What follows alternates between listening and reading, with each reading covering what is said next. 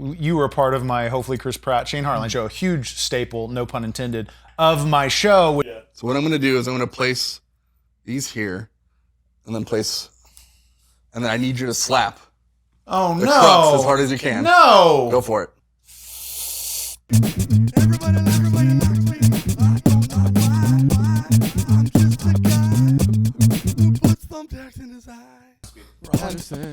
Leroy Patterson, welcome to Content. This is Bruce. Bruce Wayne Hartline. Hello. This show is, I like to say we make content more than we make content. So it's making content without an agenda. Like, you're a testament. Like, we're a part of this industry and business that's constantly like, we're making things and doing things to try to procure opportunity or get something or be somewhere. I think that content has been so entangled with opportunity and goals that we've kind of lost making things just to make things. And so this is one thing of the many things that I make and do where I'm just like, I'm going to make something. And if within these episodes we make a little video or we make something, then that's awesome if we find that naturally. But if not, this is already content. You've already got it. And it's definitely content because we're just hanging out, man. Yeah. And Bruce definitely is a fan. Oh, Bruce is Oh my great. goodness. Bruce Oh is my a cuddle goodness. Do you have a dog? I don't. You don't? I was wondering if he smells. Well, I mean, so my roommate does, so she might. Okay. Might be Brucey, smelling you love Leroy. that. But I showered and I haven't seen the other dog all day, so I don't know. I don't know where the scent's coming Brucey. All right, get down. We use a VHS camera as a second cam. from. Oh, cool. Yeah, I'm stoked. I recently discovered this ability to like convert it instantly to that's digital. awesome. So Yeah. a little throwback in my style that I record. It's so funny. Today I was grabbing coffee with a friend of mine, and somebody walked by me that you have worked close with, but I'd never seen in the flesh. Mr. Jack Black walked by me today. In the flesh? I was like, holy shit. I hear he lives around there, so everyone's always like, he's walking around grabbing coffee. He's just like, he's out and about. But I was like, yeah, there he is, beard, everything. You worked directly with him. Like, I don't know if you want to or can talk about that experience, but like, of course, yeah. How was it working with him? Like, The dude is like just a ball of energy. he seems pretty authentic. Like, we can hold hands. I mean, we're We're both there. married separately. So We're that's there, fine, that's and fine. also We're friends. we've been through war together. Yes, we'll we get have. there, but no, he seems pretty genuine. Yeah, I mean that's what I gathered while we worked together. I always try to at least match, if not exceed, the energy of whoever I'm directing and stuff, because I want to invoke that energy. I don't want anyone being bored or like tired or feel like they're giving too much. If someone's giving a lot, I'm going to try to give it back. And I can't keep up with that dude. Like that, Really? everyone else, I have had no problem matching or exceeding energy. But he's just like, oh, I got an idea. All right, how about we go do the, and then like, I'll throw out an idea. I was like, oh, and we can also do this. He's like, did you just come up with an idea based on my idea? And I was like, I sure did. He's like, that's because we're here. Let's do it. I love it. And then I love like, it. it was just like nonstop from the moment he walked in the door to the moment they left was just That's so great. intense, fun energy. You never know when like somebody of like, I mean, he's mega celebrity. Yeah. Mega celebrity. And someone like him could easily just show up and clock in, clock out, do the thing he was supposed to do and give no more. And that would Which be is fine. Totally right? fine. If you But only turn it on for the camera, absolutely. not a problem. Like Yeah. to do more and to be that excited for something that for anything is so cool. And it's just a testament, I think, of the human that he is. So f***ing cool. It gave me a perfect clip for my reel, my editing reel at the very end of our shoot. He was like, see, that's what you do. You go to the source, you get it done. Leroy knows what's up. Oh. And I'm like, Gold. Earmark that clip. I need that forever. They don't like, celebrities don't like, that reminds me of like when you were a part of my, hopefully Chris Pratt, Shane Hartline show, a huge staple, no pun intended, of my show, which I'll show some clips, and we can get into some fun stories about that. But like when Pratt gave the video shout out, and he said my name. Yeah. Shane Hartline. Chris Pratt here. How are you? He doesn't realize what that did for me because one, we were able to use that in all the promos of the shows, but I used that on demo reels and like all kinds of stuff. Since then, like Pratt, it's very cool. Pratt has followed me on Instagram and we've been able to like have a connection. But like then earlier in my career, I don't think he realizes, maybe he does, but like what that did for me was very cool. And like just such a little thing like that from someone of that little endorsement, you know, it's very I remember seeing that clip before you, like right before we were about to air it on stage for the first time. Yeah. And like everyone was like, look. Dude, oh, so like, you saw it before me. That's crazy. So like little backstory. So we were doing the hopefully Chris Pratt, Shane Hartline show, and this was like show 6 or 7. And the day of this show, my buddy Josh Lassman, shout out Josh Lassman, texted me. He's like, and he had said this shows before. He's like, I go to yoga with Chris Pratt. And I'm like, all right, bud. All right. But no, so on this day, he texts me and I wake up to a text of him saying, I'm at yoga. Chris Pratt is here. I'm going to go talk to him. And I'm like, yeah, go do it, bud. And so 15 minutes later, he texts me back. He's like, I spoke to him. I think he called me. He's like, I spoke to him. He knows about the show and he's going to try to swing by tonight. He's like, it looks good. And he gave Josh his phone number. So the whole day, this is the morning, the whole day, I'm like mentally preparing what I thought would never happen. Is like, I'm like, well, now the show's over. The show's completely written around him showing up and not showing up. I'm thinking this is the last show. Right, sure. What do we do now that he's coming? I had never really planned for that because to me, that show, while it was so, it's all about Chris Pratt and the coming and doing it. It really wasn't for me. Right. That was just like that's the hook. That's the hook. Advertising. The hook and we made it so much more than that. But like the whole day I spent literally planning on him coming that night. So we were outside of the theater, you know, doing our run through as we would do every time before the show. And what was so fun about that show was like that show, I would argue, had more moving pieces at the time than probably any show in Los Angeles, improv sketch show, I would say.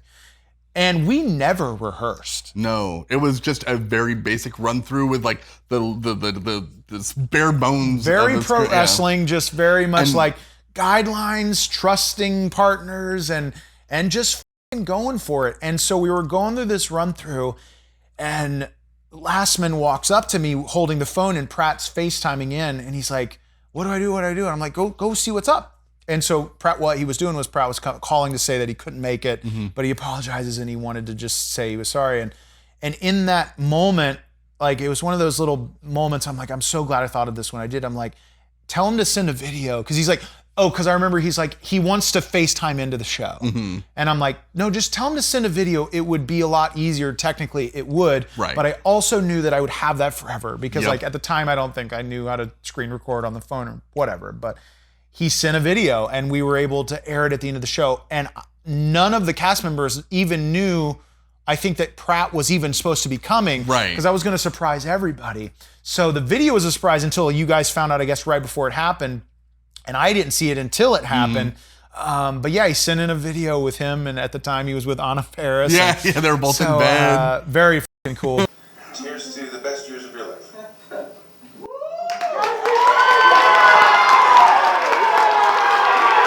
But man, that show was a blast. What was magic about that show too is I remember hearing an audience member freaking out about one particular like element of the show was that the show before us was like bare bones usually, a couple comedians on a stage doing a thing, and then they leave. And then we have like 6 minutes? 5 minutes. To build Jurassic Park. Yeah. Right? And we did it. That was the fun of it, man. We did it. Yeah. And then I remember hearing an audience, because we every now and then you'd have certain cast members run out and do bits with the crowd just to kind of set the tone. And I remember overhearing someone go, how did they do this? This was a normal stage a minute ago, and now it's like just the production level of...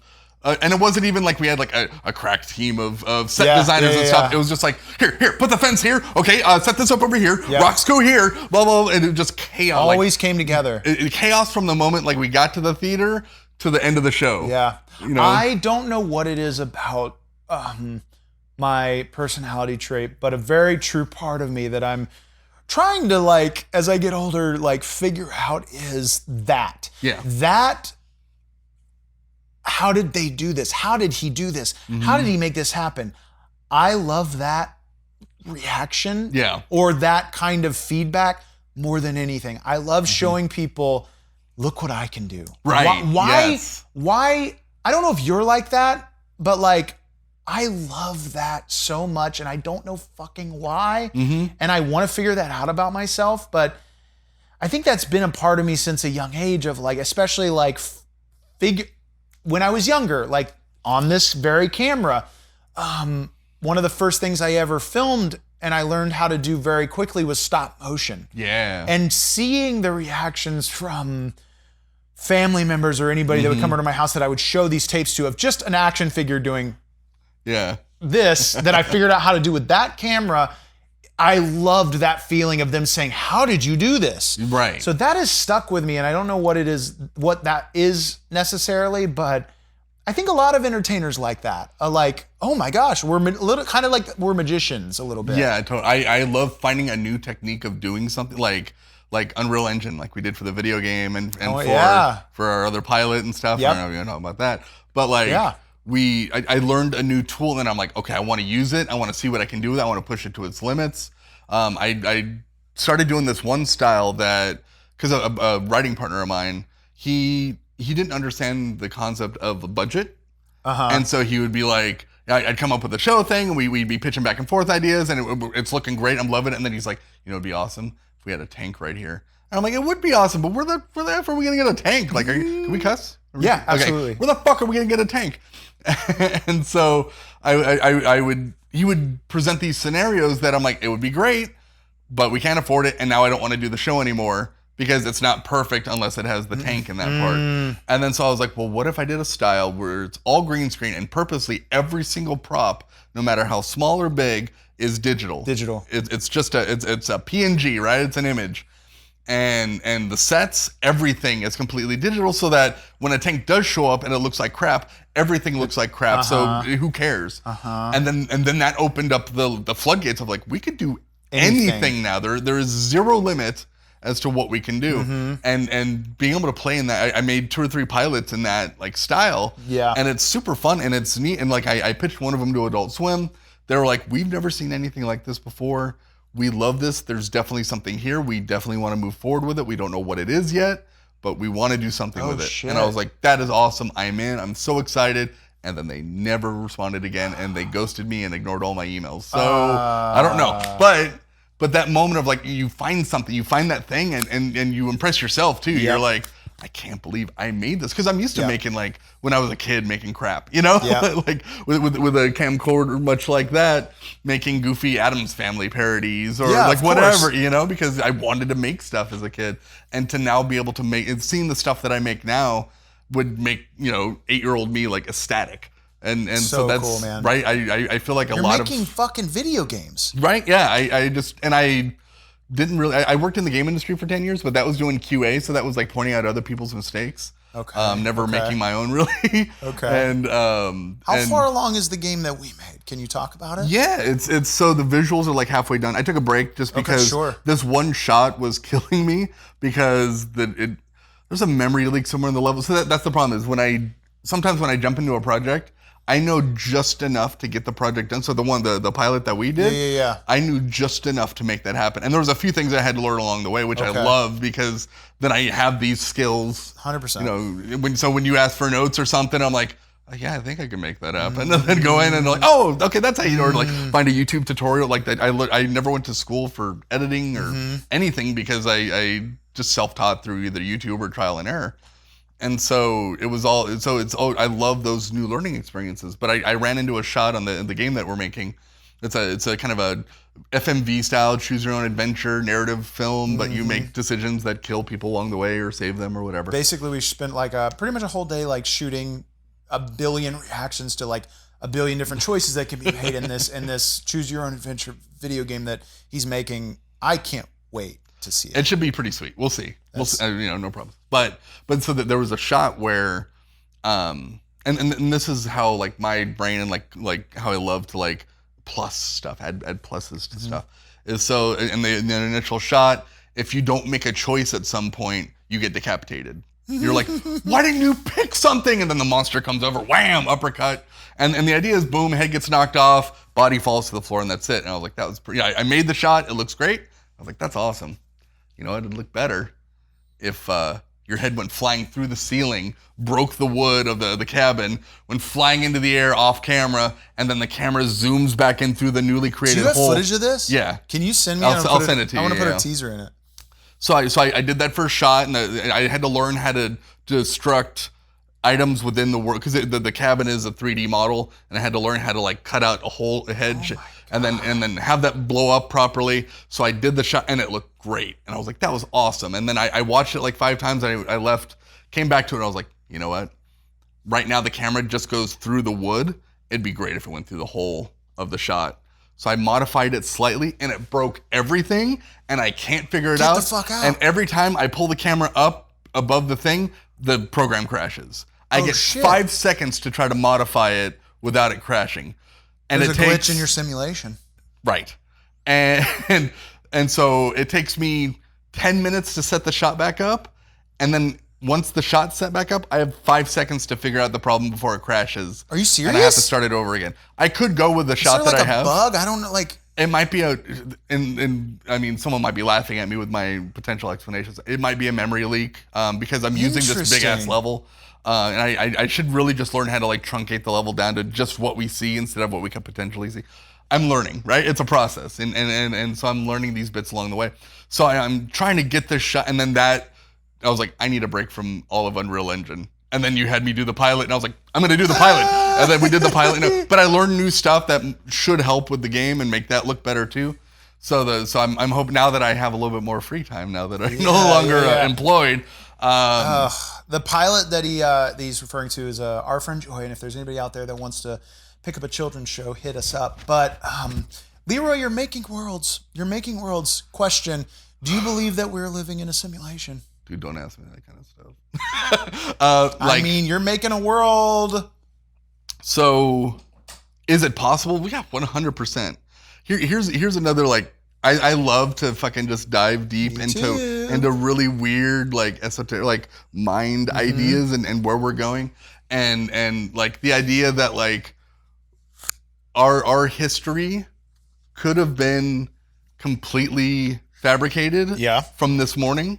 Yep. Like everything up to this morning could have just been implanted in our head, and it's a simulation running to see how this day would go for us, or for me, or for you, or for whatever. Yep. I could be a thing. Who knows? Probably not.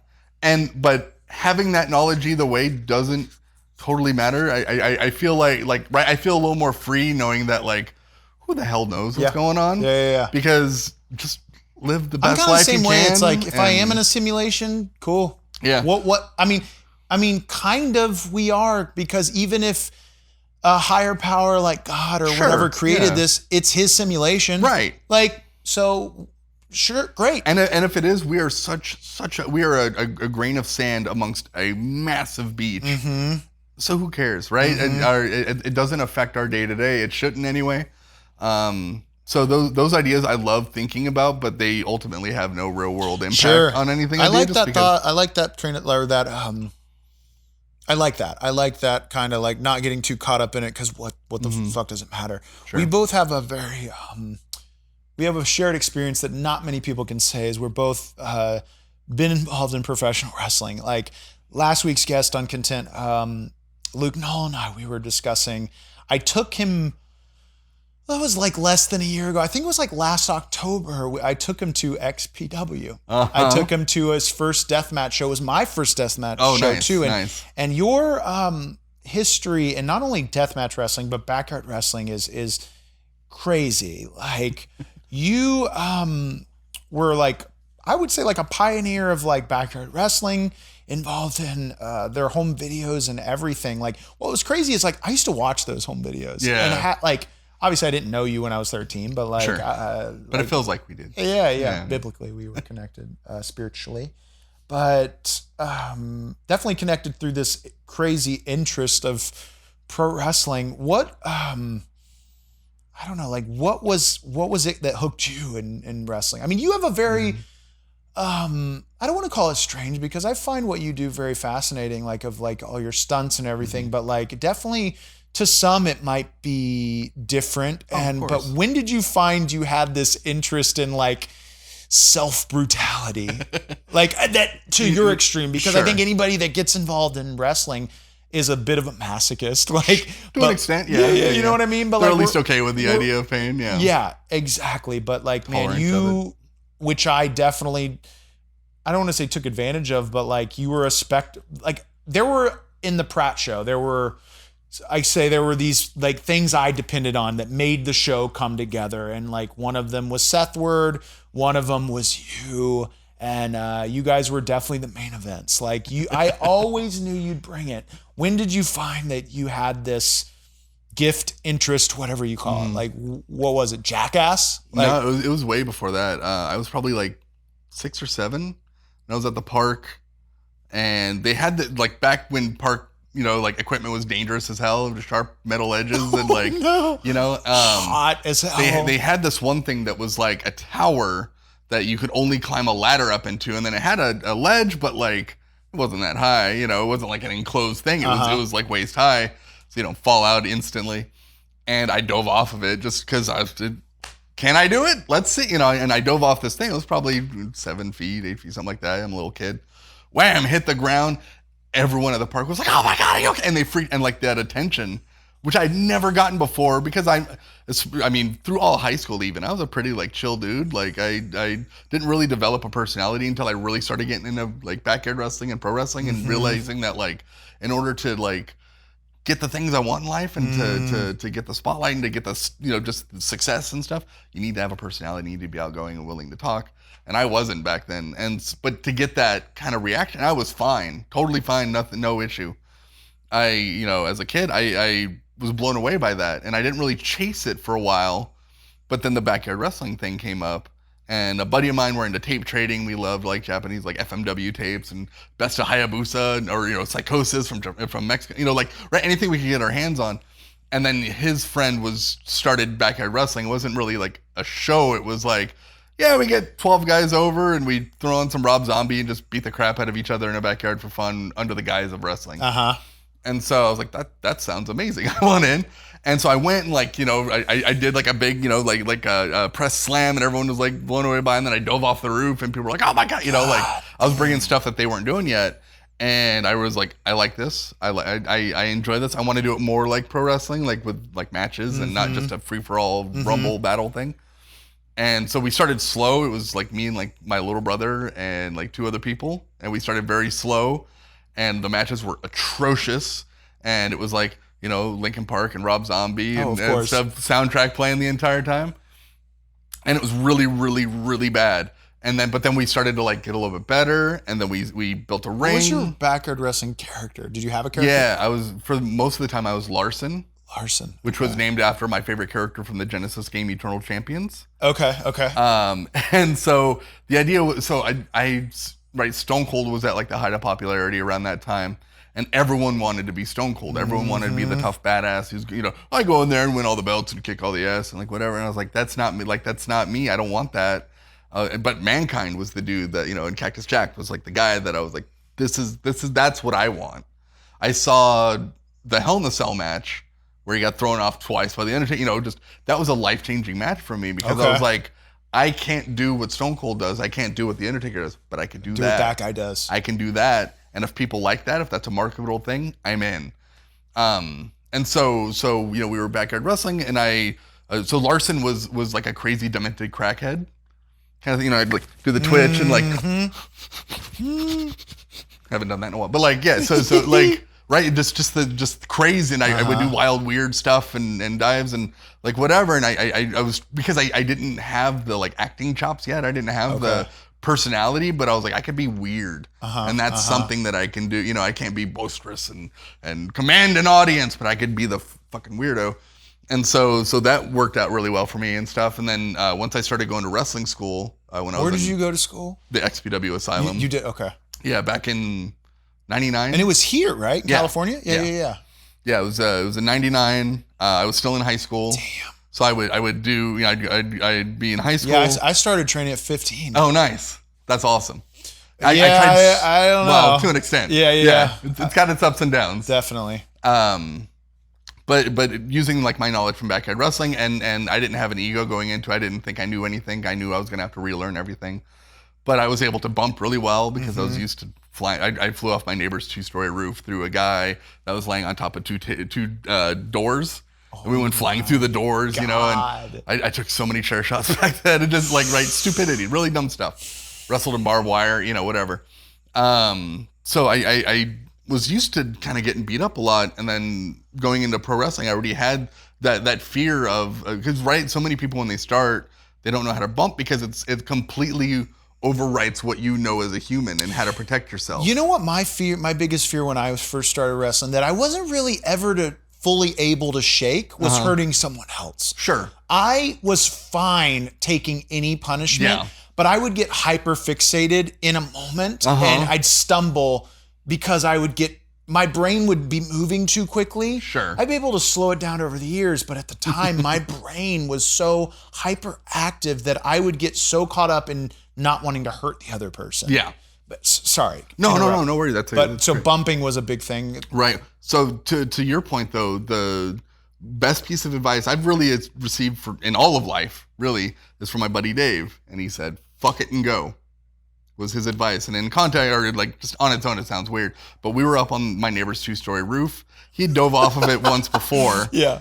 And we were up there and I was like, how do you do it, man? Like, I was like scared because that's a big ass drop, right? The amount of injuries and death even that result from this was huge and weighing on my mind. And he was like, dude, the longer you think about it, the more likely you're going to fuck up. If you hesitate, 100%. You're fucked. He's like, 100%. Fuck it and go. And then he ran and dove off the roof. And I was just like, I remember the only thing I was ever afraid to take in wrestling for the first time until I did it and then I was good was German suplex. So it's like, so to explain for nobody that know, or somebody that is watching that doesn't know, a German suplex is like, I'd get him from behind. So I would grapple him from behind and just pull him back and slam him. And you're basically landing on your neck. Shoulders and neck. And neck. And like, that is a freaky experience to go through for the first time. But then the moment you feel it and everything, you kind of like, okay, I get it. Yeah, you're like, okay, right? It's but bumping itself for the first time in a ring is intense. Yeah, they would have me come in and teach new people how to bump because I was used to just bumping so high and like not caring, you know, like because you have to completely change because your mind wants you to like protect your fall and protect like yourself. Of course. When that's like that's how you're gonna break a wrist. That's how you're gonna, you know. So there's a whole.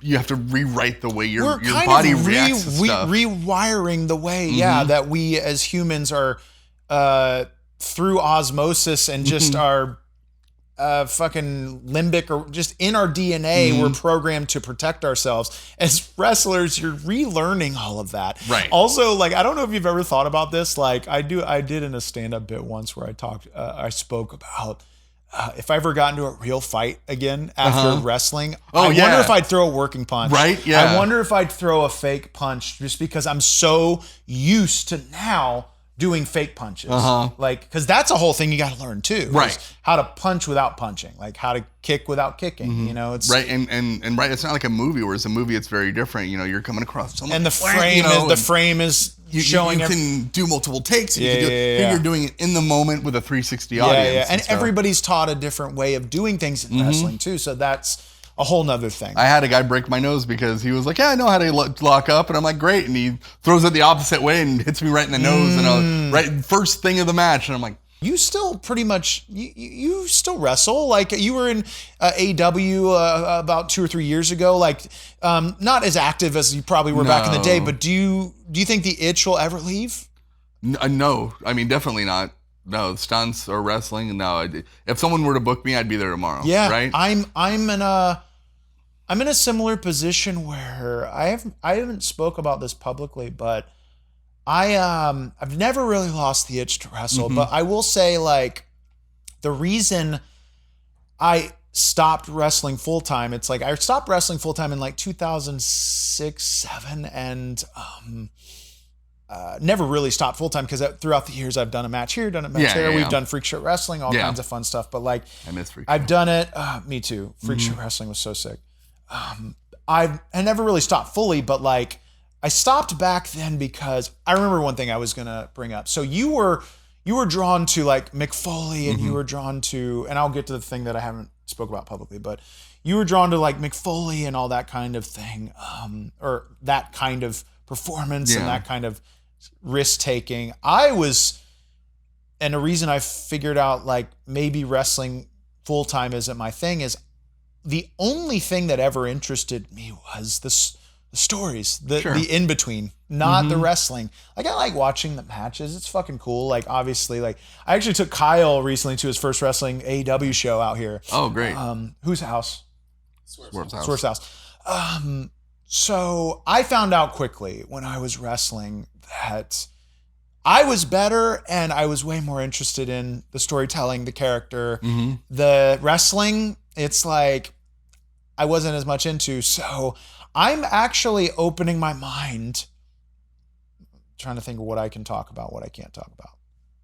I'm opening my mind, I'll say, to the idea of getting back into wrestling, but maybe in a more mouthpiece kind of position. Sure, yeah. Maybe as a manager. Like that really interests me. And I think like, yeah, I'm bigger than probably most like of the wrestlers now, but like I think where my strength is and where it always has been is my mic skills, my creative brain, my storytelling capabilities. So it's like I have never been able to shake the itch of wrestling. I've never been. I watch it. I want to be a part of it. Now the same can be said of like if I'm watching a comedy show, I want to be up there too. Sure. I just want to perform. But I do know that like I have always undeniably had this interest in wrestling. So I'm exploring opportunities like in fields in wrestling that I think I might be able to best lend my talents. Sure. But yeah, man, the moment you are. It's what you always hear. The moment you inject that wrestling into your veins, you can never shake it. Sure. I don't know that I'll ever shake this want to be involved in it in some capacity. So we'll see if something happens, but I'm definitely like actively kind of pursuing something. But for me though, like it's slightly different in that with Backyard Wrestling, it was friends putting me on a show to do crazy stuff and to entertain each other, right? And then when I got to XPW, there were a lot of really cool memories, but there was a lot of like bad stuff too. Oh, there's a whole dark side of the ring episode. And like most of that is legit. Some people. Is it? So a little bit of context, like XPW was, so there was like, I feel like, because I know a lot of the audience isn't as knowledged in wrestling as we are. So in wrestling, there is the WWE and now AEW. Those are the two more major league companies. But then there's all these ancillary companies that are called independent wrestling companies. You have TNA now. You have all these other ones, Ring of Honor. GCW. GCW. But back in the day, there was ECW that was doing hardcore wrestling. But then along came this other company, XPW, that was 10 times more violent and like I would buy their tapes back in the day because I was just like, this is real. This is happening. Holy shit. Like also there were some titties. What? There were boobies. There were? Yeah. There were boobs on it. I didn't see any of that. Sure. Bro, we know what you were getting paid with. Hey, take a peek of this tit. I'm good. No, but a lot of stories started coming out along the years of like how toxic the environment was. Yeah. Dark Side of the Ring is a great series. If anybody has never seen it, check it out. But there's a whole episode about Rob Black was his name, who still runs the company. How the fuck? Go watch the episode, then come back to this. How the fuck is he still running that company? So he wasn't for a while. So, you know, I don't want to dive too much into it, but so Rob Black he wanted to join ECW, didn't work out. So he's like, fuck them, I'm gonna make my own. Created XPW, and arguably we were.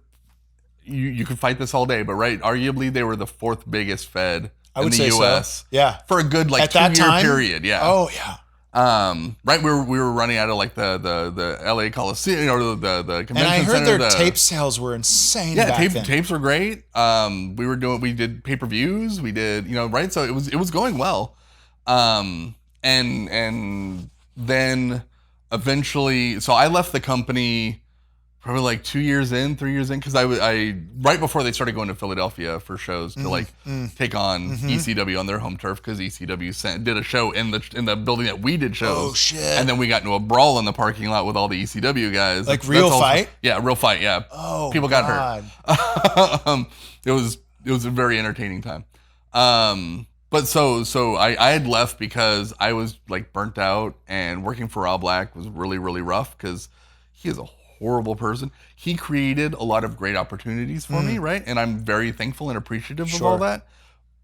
But in the entire 3 years I was with the company, where I was going to their school, paying to go to their school, working security on the shows for free, taking all of this stuff for free. I wrestled for, like, he said one nice thing to me the entire 3. Other than that, it was like just the most fucked up shit ever.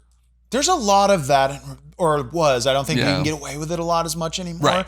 But that was a big reason I left the business. Is like, one, I was young and I wasn't capable of handling myself how I should have. But a lot of toxic masculinity and very unhealthy behavior that I wasn't ready for. I was very much physically abused past the wrestling in many instances, and I'm glad that that's changing. Yes, yeah, there was like forced respect to where if you which in theory is great, right? You go around, you say hi to everyone, you shake hands, whatever. But there were places that, like, if you didn't do that, or if you missed someone and they felt snubbed, they might try to break your leg in the ring. I have experiences with literal WWE Hall of Famers that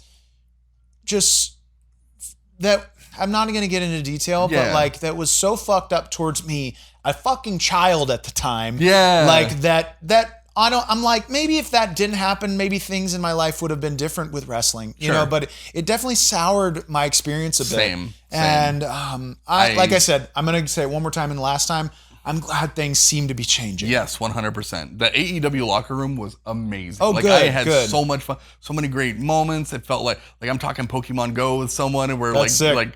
goofing on Dude, Marvel that's how movies. it should be in any career, any business, but like especially wrestling, where you're going out there and it's, yes, we're putting on a show of violence, but you're also, your life is in my hands. We don't need to go backstage and fight. You know, we don't need to be toxic backstage. There's too much at stake already. 100%. Sorry to interrupt. Back to XPW. No.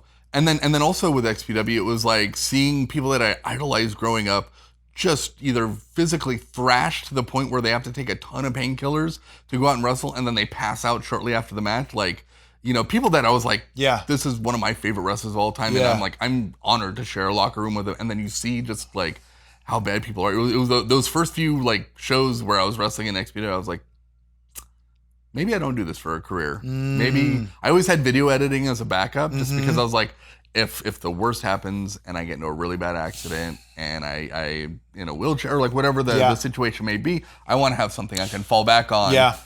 And then the video editing also helped with the wrestling, because then I can cut promos, I can cut stuff. I was taking advantage of that too but way before it was a thing at the time. And but I found out quickly, like, my interest was always way more acting, way more comedy than wrestling. And when YouTube popped up, that was like, oh, I'm out, because this I'm way more interested in.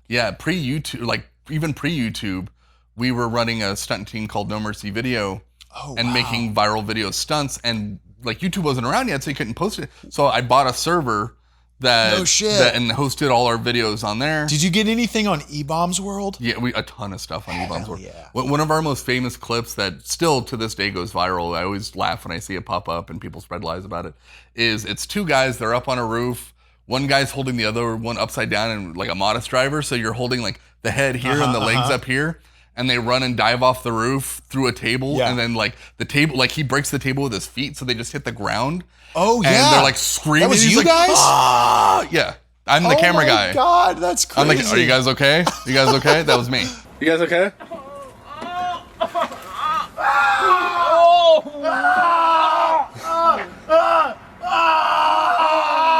And so we had that one. We had a friend dressed as a gorilla do a swanton bomb off like at the park, like I off remember a thing, this one. and like missed the table and hit it with his head.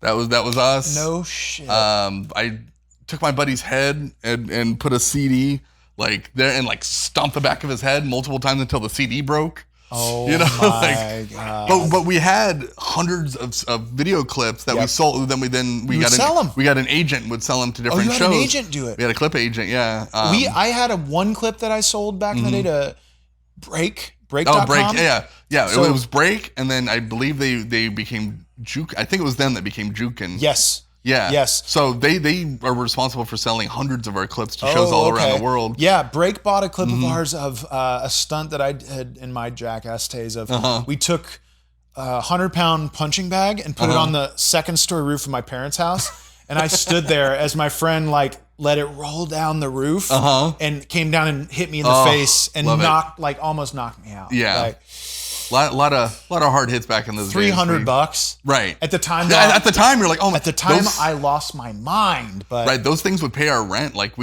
I'd be like, dude, I don't know. I think I'm like $400 short, and then we get a $600 check, and I'm like, oh thank God, we're saved. You know, like those things saved our lives so many times. That's a lot of money back then, man. Mm-hmm. And we were popping up on shows like Web Soup and we had a really neat deal with another show that I won't name because the deal is apparently illegal. So so we did the show, but they were like, here's the deal. We have so many clips we want to include in our show, but we can't find they either can't find the original creator because stuff gets posted everywhere, or the original people wanted thousands and thousands of dollars, and they're like, we'll pay $600, and they wanted so much more. So they were like, can you recreate this stuff? And they gave us a list. They gave us a list of like 20 different stunts, and we were like, oh hell yeah! And they're like, we'll pay you $200 for everyone you film. If it airs, we'll give you an additional $600, and go nuts. Hell and we were yeah. like, yeah. So we did it like in a weekend, and just went nuts filming that and filming other stuff. We also did one where we blindfolded a friend of ours, gave him a football and said, just run, and then we're going to have our friend Heather tackle you. And he's like, great. And then instead we had another friend who's 6'3", and just like king of the pounce, you know. Little switcheroo. And we told him he was going to get hit from the right, and we hit him from the left instead. like there was a lot of like really mean. Those switcheroo pranks are the best. They're so And he got hit so hard. But the viral video stuff, the No Mercy video stuff, was a direct response from Backyard Wrestling because I loved the idea of friends coming together and filming crazy stuff. And then with pro wrestling, I didn't have that because I had some friends there. I had a lot of friends there, but it was just such a different environment. And I missed the Backyard Wrestling. Not that I wanted to go back to Backyard Wrestling, but I missed that feeling. And the cops at the time were cracking down on Backyard Wrestling. And so I had made the jump to pro, and then everything kind of shut down a little while after. But I'd still go to the shows and run camera and do whatever I can without actually wrestling because my trainers found out that I was Backyard Wrestling, and they're like, you need to stop that shit now. Which, fair. So I was still part of it, but I was missing that, you know, and we were all trying to go pro. So it was all like, that wasn't there anymore. So I got a video camera for Christmas, and I was like, Jackass hadn't started yet. It was still like CKY, but we knew about CKY. Oh, no shit. We knew like Buzzkill on MTV, you know, like stuff like that existed. But I saw the CKY stuff, and I was like, there's a market for, okay, great. Like once again with Foley, there's a market for that kind of craziness. Great. Same thing. I was like, let's do this. And so we started a team, and then the team built over the years, and I went to stunt school in Australia and like learned a whole bunch of like cool, crazy stuff, and brought all that knowledge back. And for like the hundreds of TV appearances and the thousands of clips that we filmed, we had no serious injuries. We had a ton of cuts and bruises, but nothing serious. So like we felt super lucky in that like we were able to create all of this. Creating content was like such a big thing because the internet didn't really have a lot then, right? And then YouTube came, and we were kind of starting to like already slow down a little bit by the time YouTube hit. So we just repackaged all our old stuff and brought it to YouTube, and then it was good. And then one time they did a big like content, like violence and anything like that over the top is gone. So like ton of our stuff got wiped. Oh no shit. And stuff and got blocked. So that was a bummer. But I always knew that like YouTube wasn't going to be a viable home for our content because it was too violent, it was too crazy, and I get it. Like I'd done shows like The Doctors, and they brought me in to like yell at me about making stunt tapes that were corrupting the youth, and I'm like, I was like trying to break it down to them, and I was like, look, here's my thoughts on this. We are friends working together to make stuff. We are playing the idiots of this, and hopefully nobody we're doing the stunts so you don't have to. Yeah. And I was like, but think about this. You send a kid out to go play high school football, and right, the injury potential for high school football is much higher than the stunts and the backyard wrestling because we're working together to make sure no one gets hurt. Whereas here, you're working to take down that kid before he scores, right? And I was like, if you look at the stats, I guarantee you, I don't know him exactly, but I guarantee you that more people have been hurt playing high school football in the last 3 years than have been hurt backyard wrestling. Yeah. And then they're like, well, okay, there may be some support to that. And then I started winning them over. And then they went to the crowd to like talk to a kid. And they're like, so what do you think? After you sing those clips, don't you want to do them? And he's like, no. And he's like, are you sure? And then he's like, no, that's stupid. I wouldn't do that. No. And I was like, oh, thank you, kid. Like, Okay. right? Now, I would love your perspective on something. Sure. So, recently in AEW, Mhm. they had a cage match, Swerve Strickland, Loved it. Adam Hangman Page. Great match. They put a syringe through his cheek. Yeah. Do you, let me get this thought out before you give your Sure. opinion.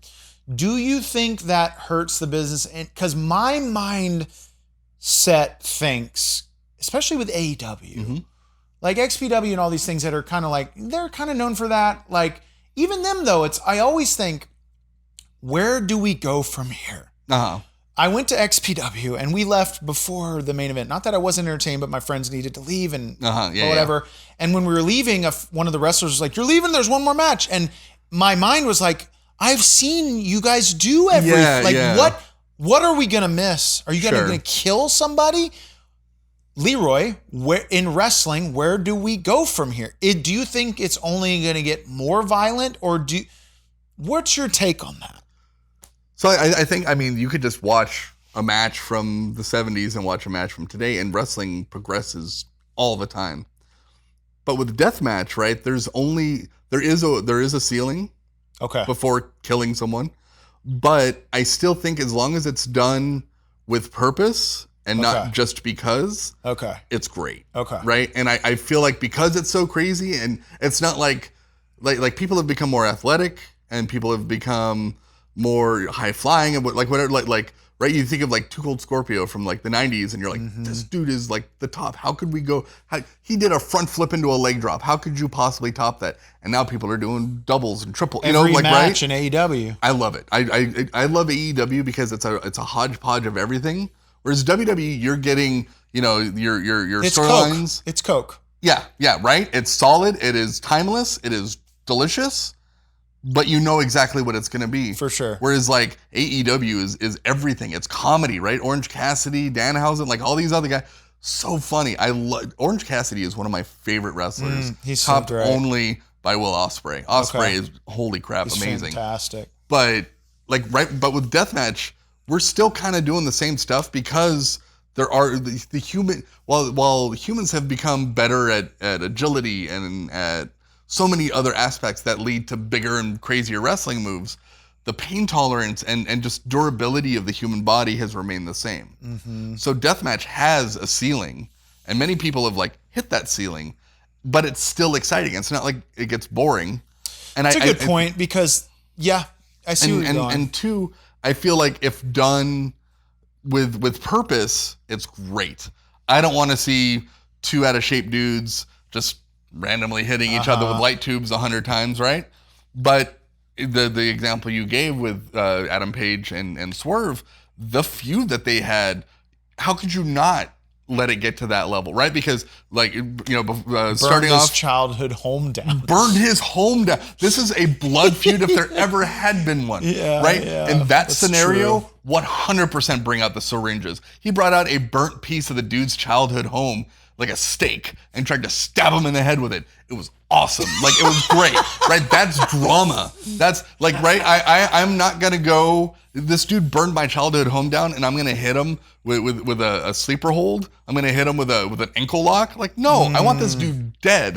So of course they're gonna use cinder block. Did you see the cinder block bumps in that match? Yeah. Oh my God, like, amazing. But I think what worries me is back in the day, a table would have done that.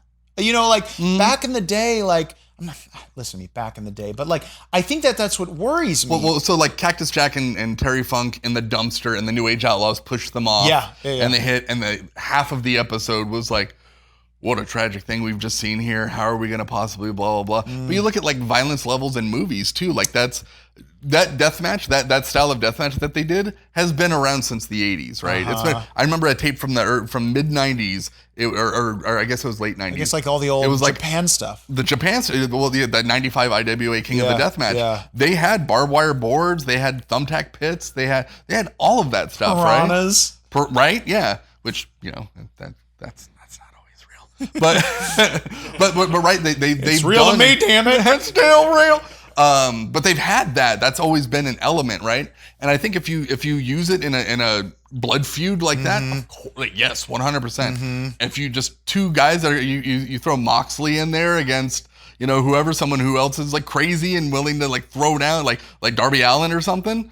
Yeah, they're gonna do something crazy. Darby's gonna bring out the thumbtack skateboard or something, right? As long as like what it would be weird if like Bret Hart all of a sudden did a death match, right? You wouldn't see that because that wouldn't make sense. That's not in his character. That's not his thing. He would crush it, I'm sure. This is a deep cut for wrestling fans. I would love to see Bret Hart and Goldberg in a death match. Right. See, but that's a feud that would constitute because they friggin' hate each other, right? This whole episode, man, is gonna. If you're not a wrestling fan, my apologies. We'll talk about butts later. No, all butts, and then the next Leroy episode. We'll definitely have to have you back, man, because I could dissect our wrestling journeys even deeper. Yeah. And on the show, my buddy Luke last week, it was the second time on the show, and I just want this show to be like people that I enjoy and people that I love, and you're definitely one of those people, man. We've been through a lot together. The very last, hopefully, Chris Pratt and Shane Hartline show, I remembered I just wanted to make it like a best of episode, and I was just like, man, Leroy deserves a whole segment of recognition. And I made like a highlight reel of all of the insane shit that you did. I'll show that a little bit right here. All the staple guns. And oh my God. Every time you dove off the balcony. You're the only person I trusted. Truthfully, I was the only person, and I'm going to say this right now, Los Angeles comedy community. I dare some other motherfucker to say that they've jumped off of a balcony and at a show, because I don't think anybody has.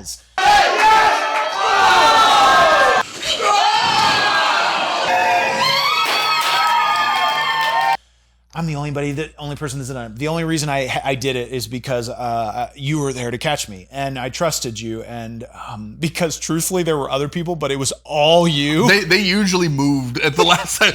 There was a crowd of people for you to dive into, and then I would notice that like as the jump happened, they'd be like, we're here, and then they'd reach in at the last minute. Yeah, they'd catch me as I'm falling with you. God, man, what a wild time. But some of my best and favorite memories, like especially what a great place. And there was one time, just another fun little memory, was we were doing the other show at the Pack. The wrestling show? No, it was it was one of your solo shows. Oh, the happy hour. Yes. But there was a bit where you had me come out at the beginning of the show and we wrestled, and you wanted to do a front flip dive. I jumped like too late or something. You were like, I'm going to get some distance and stuff. So I jumped way too late. Yeah, and well, I think it was too early because you barely cleared the stage. Oh, was it too early? I think so. So I had to dive forward, catch so literally you caught me as I'm like, and you're upside down. So I barely saved your head from hitting the ground. But then it was like, okay. My fear I was going to overshoot you, right? And then I jumped to, And I haven't told you this, right? We're going to learn this on camera. So it was either I fall forward and you land on your head, and I feel horrible, and it was the beginning. Please don't tell me you hurt yourself. Not really. I mean, not bad. It's funny. So it was either I do that, and you still had a whole rest of the show to go. I gotta protect the star. So I caught you, and then it was like either go forward, hurt you, or go backward and hope for the best. And so I went backward. Luckily there was no one in that seat in the front row, because I slammed my butt right onto the metal, and it like. What happened? I have a third butt cheek now. It didn't cut, but it like caused like an impact bruise kind of thing. I didn't tell you this because I felt bad, but it was bleeding that night, and yeah. My God, I'm so sorry. I have a lumpy butt now, so dude, you're not the. I have a big I could probably show part of it. I think maybe we gotta see it. Right? Yeah. That thing. Yeah. Wow. You got a little lump on your butt from me. Got a lump. Wow. Dude, That's you're why not the only one that had that's a why life. I saved you, bum. I don't know if anybody. I don't know if you know this. You're not the only one that had a life-changing injury at one Sure. of my shows. That was my fault. No, it's okay. Shit happens, right? This other thing wasn't my fault. So we were doing a show, and it was a bunch of people playing inmates, and it was the jail show. Yep, I remember Or that. Yep, it was yep, the yep. Orange is the New Pratt, I think I call it. But there was a part of the show where a bunch of inmates stormed the stage and took down I made a little jail cell. Yep. And somebody tripped, broke their neck. This person messaged me like 6 months later. He's like, hey, I never told you, but I got a fracture in my neck that night. Oh my God. And I went back and looked at the video, obviously because I was like mortified. Right, and I was like, what can I do? Blah, blah, blah. And they tripped and landed wrong. And I guess they got a fracture in their neck that horrible. night. And felt horrible about it. I mean, it wasn't anybody's fault. It wasn't even their right. fault. It just happened. So that's what you can expect from a Shane Hartline show. Get it. He's a great friend, but he will hurt you. I know. I don't want to hurt anybody. No. But if I had like blamed you in any way, or we were directly talking about it, but like I would have like said, I do not blame you at all. Right? These things happen. Zero. well, I do apologize, but Ill will. hey, man, you got a new lump in your butt. I got a cool looking butt You got now. a cool butt now, dude. Let's definitely have you back on soon because I definitely could just keep dissecting so much, especially about wrestling. I think we got to do one quick thing though before we head out. Oh boy. Because I mean, Oh my God.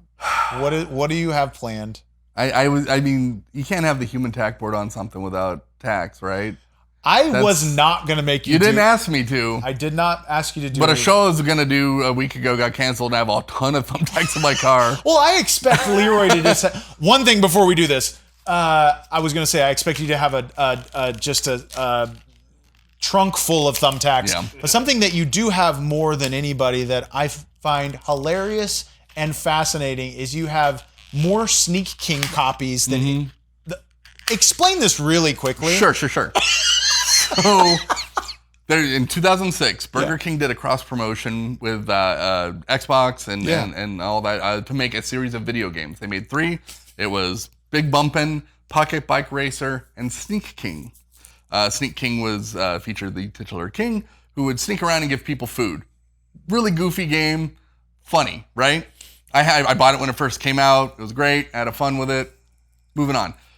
2016 comes around. I'm at the dollar store like you are. And they had a pile of 50 copies of Sneak King just sitting there on a shelf. And I was like, it was like October. And I was like, this would make a hilarious Christmas present for everybody I know. Yeah. I'm going to buy them all for $1 each. And I'm going to give them out as gifts. And no one's going to know what to do with it. And I'm going to laugh. And it's a joke for me. And who cares? Right? Everyone else will get a real gift too, but whatever. So I bought them all, put them on a shelf. Didn't think about it. But I'd look at my game shelf every now and then, and just that stack of 50, I'm like, that's kind of funny. Like having a collection of that many of one game. And so, and then I would go to like GameStop, and they'd have them for like $1 because they were trying to get rid of them. No one wanted them. It was like whatever. And so I just started buying them, and then I'd go to a GameStop and be like, hey, do you have any copies of Sneak King? And they're like, yeah, we got 6. I was like, great, I'll take all of them. And they're like, really? Thank you. All right, sure, here you go, $6. And it kept going over a couple of years, and so I had 200 copies, and then COVID hits, right? And the main thing that mentally kept me going was watching people go to like yard sales and thrift stores and buy video games because I have a huge video game collection. I've got like it's impressive. this morning I just got my 5,200th game. Oh my God. That's not Sneak King. Those are all un-Sneak King games. Oh, we'll get to how many. Yeah, Sneak we'll Kings get you to how have. many Sneak Kings I have in a minute here. And so I just that's what kept me going, was just watching people collect video games and finding like really good deals and stuff. And then once the lockdown started lightening up, I was like, I need to do something creative like this. I want to create a YouTube channel where me and a buddy, we go out and find copies of Sneak King, and that'll be hilarious, right? It's so niche and dumb and funny, and we'll have an animated sidekick. It's my new project. It's Here's what I'm gonna do. I love those videos. We're gonna make some more. We got plans. And then so we started Sneak Kings with a Z. because it's like, because we're cool. And so the idea was like, yeah, we're going to go and collect. So the first episode, we get like 2 or 3 copies and they're like, great. Second episode, we drive up to Fresno and buy 1,000 of them in bulk. Oh my And I was like, God. What the fuck did we just do? Did we just ruin the show because we bought so many in one go? Wait. Like, so who in Fresno had 1,000 copies? So here's something a lot of people don't know, right? Fresno is apparently the Sneak King mecca of the world. It is a magical place. There's a warehouse out there that apparently sells them by the pallet full. The warehouse has... Is that where they were stored? I guess. I don't know. But what happens is people go, oh my God, I'm going to get such a deal on these copies. I don't know how much they pay for them yet because I haven't really investigated it because I like to keep the magic in the world. But the show becomes boring if we just keep going up to Fresno and buying stuff from warehouse. But so they buy a pallet of Sneak King, or it's all 3 games usually. And then they're like, I'm going to make so much money selling these for like $5-10 a pop. And nobody buys them. And they sit in their garage for like a year or 2. And then by the time I roll around, they're like, I just want to get rid of these things. Yeah. And I go, well, I want to buy every copy of Sneak King you have. The last time I bought 1,000, I paid $40 for it. I'll give you 50. And they go, okay. And I drive down to Fresno and I fill up my car full of Sneak King. Leroy, how many copies of Sneak King do you have right now? I don't have an exact number because I haven't. It's over 4,000, like easy. Easily over 4,000. So do you have a storage room for all of them? They're all in bins in a garage. I have a few rare copies that I got. Rare? Right, hear me out. So there was stores for some reason did a 3-pack. It was the 3 games plus a DVD cleaner, like lens cleaner. Okay. All in like a clamshell. They don't I have notifications on eBay and everyone else so that when certain Sneak King stuff pops up, I'm notified. Of course. Other than the one I bought, I've never seen this one again. And people have like reached out and be like, where did you get that? I'm like, I don't know, eBay, right? Paid $20 for it. There is it's not one of a kind, but it's one of very few. It's like a demo disc, essentially. It was sent to stores so that they can see, hey, it's got concept art on the back and it's in an Xbox game package. It looks like a game, but it's like coming soon, the Burger King trilogy. And it's got like concept. It's great. And it's got an order form so you can order for your store how many you want. So that was randomly in one of the many pallets that I've bought from people over the years. How many do you want? How many? What's the goal? Dude, I don't know. My wife wants none. Sure, I get it, but I also love the bit. Yeah. I want to see a warehouse. I want you to have to buy like a barn to put all these in. Yeah. I also would love, that shot in Breaking Bad where the guy is laying on all the money? I'll email you a photo I have of I want to see, you have a picture like that? Yeah. Of course. That is fucking hilarious. We built a castle once. We built a chair once out of them. We've done a lot. So I don't know where the joke's gonna go. I want to keep buying more because I want to do more episodes. Yeah. We have just the wildest ideas for episodes. Yeah. One we're hopefully going to do here in the next week or 2.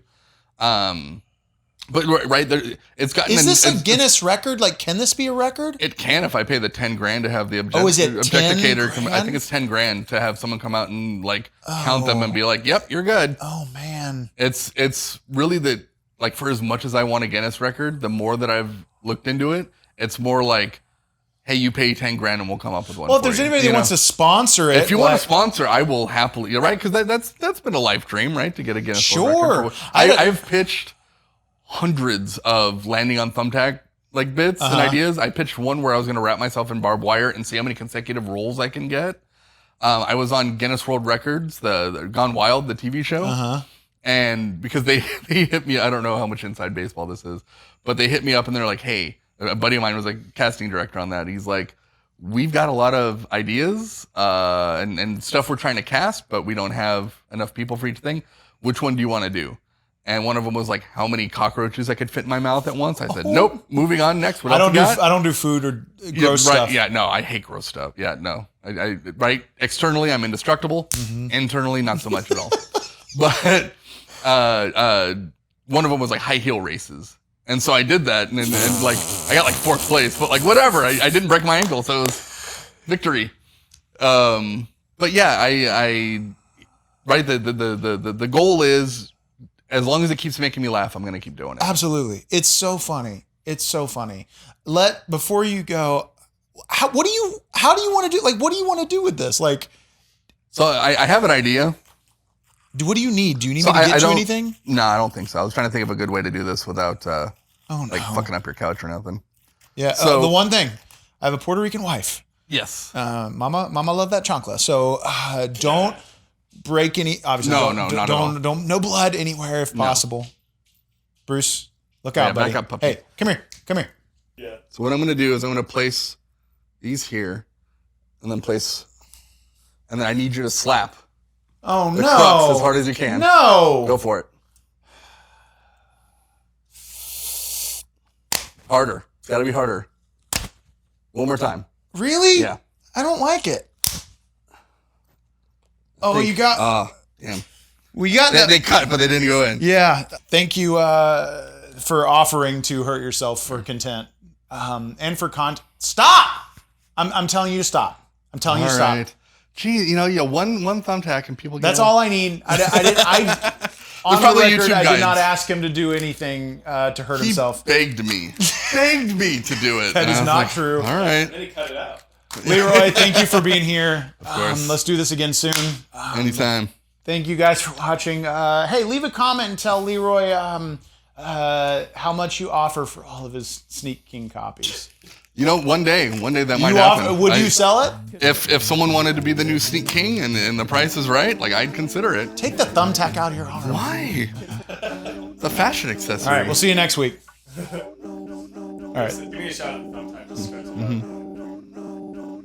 Okay.